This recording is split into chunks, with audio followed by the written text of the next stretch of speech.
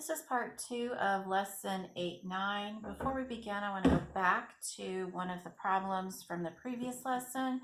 This was example 2b.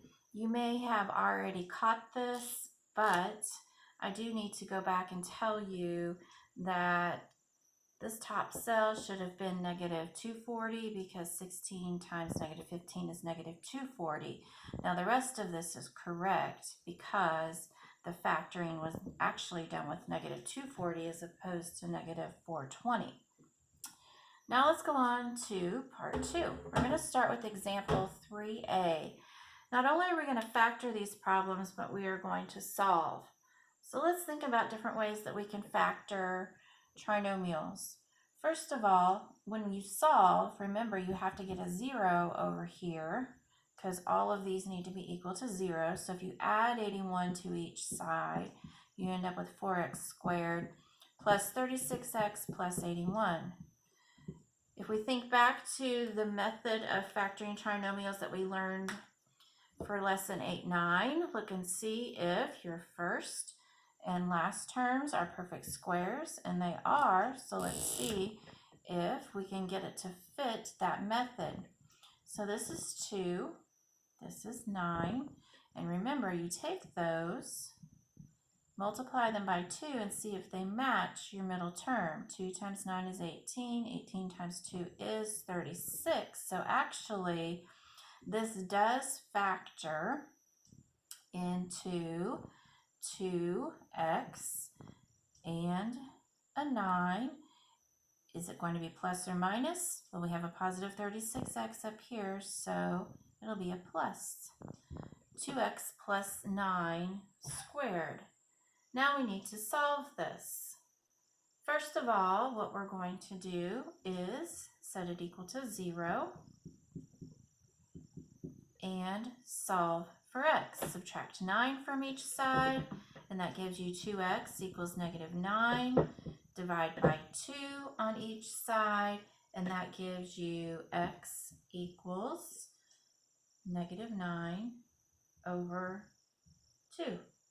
So there is your answer for this equation. Now let's look at example 3a. This is also a trinomial, and it's already equal to 0, so let's check and see if we can use the method we just learned in lesson 8-9. Is 9 a perfect square? It is. Is 25? Yes, it is. So find out if it meets all the conditions for a perfect square trinomial. We take 3 times 5 times 2, and that does equal 30. So we are going to have a 3x and we are going to have a 5. Go back and look at your middle term, and it's negative 30. Now we need to put a negative sign into our polynomial. This has to be squared. To solve, set it equal to 0, add 5 to each side, divide by 3, and you have x is 5/3. You'll notice on your notes that you have the square root property. It says to solve a quadratic equation in the form x squared equals n, take the square root of each side. So you have x squared equals 25. If you take the square root of x squared, you'll have x square root of 25 is not only 5, but it could be a negative 5, and I didn't write that on there. I'll explain that as we go along. So let's look at example 4a. We have the quantity of b minus 7 squared equals 36. To get rid of this squared, you do the opposite operation, which is to take the square root, and what you do to one side you have to do to the other. That eliminates the square, and now we have b minus 7 equals 6. The 6 could be a positive 6. It could be a negative 6, because we know negative 6 times negative 6 makes 36 as well. So you got to set this up 2 different ways. Equal to 0, you have b minus 7 equals a positive 6, and then you would solve. and b minus 7 equals negative 6. Add 7 to this, and you have b could be 13 as a solution. Add 7 to the other one, and b could be 1 as a solution. So there are your two answers for example 4a. Example 4b is set up the same way. Go ahead and take the square root of each side. And then you have x minus 4 equals plus or minus 5.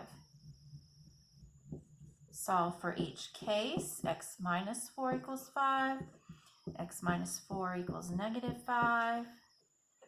Add 4, and x could be 9 as one of your answers.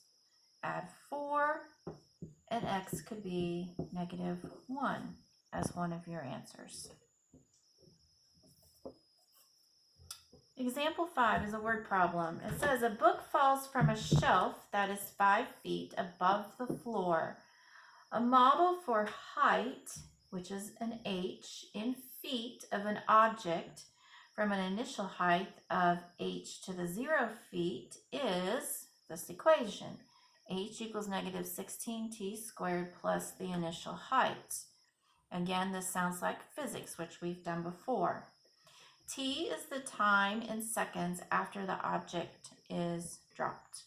Use this model to determine approximately how long it took for the book to reach the ground. So let's go ahead and substitute what we know. Okay, to begin with, we want a 0 for h, and we're solving for the time. The initial height was 5. 0 is when it hits the ground.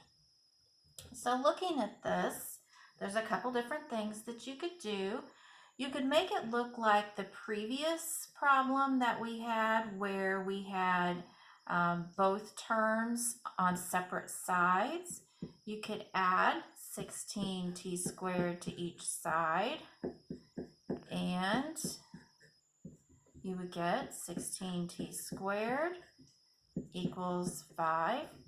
And then you could take the square root of both sides, and you would have 4t equals the square root of 5.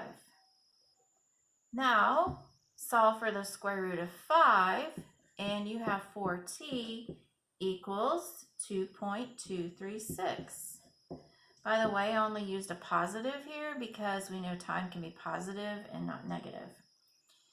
Divide each side by 4, and t equals 0.56 seconds.